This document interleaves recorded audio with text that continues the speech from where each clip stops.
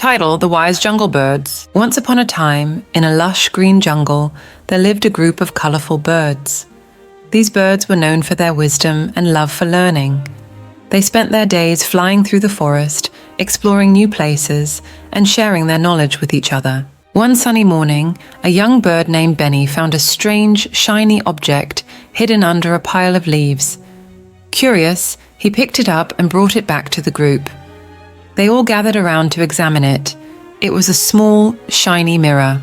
The wise old owl, Olivia, spoke up. "This mirror is not just a toy, my friends. It's a tool for learning about ourselves. When we look into it, we see our reflection and can learn to improve." Excited, the birds took turns looking into the mirror. They realized their beaks could be straighter, their feathers shinier, and their songs more melodious. Decided to help each other become better birds. Day by day, they practiced their songs, cleaned their feathers, and even tried to straighten their beaks. Their efforts made them not only more beautiful, but also happier. As they improved, they shared their knowledge with other jungle animals. Soon, the whole jungle was filled with the beautiful songs of the wise jungle birds, and other animals joined in too. The jungle became a place of learning, growth, and harmony.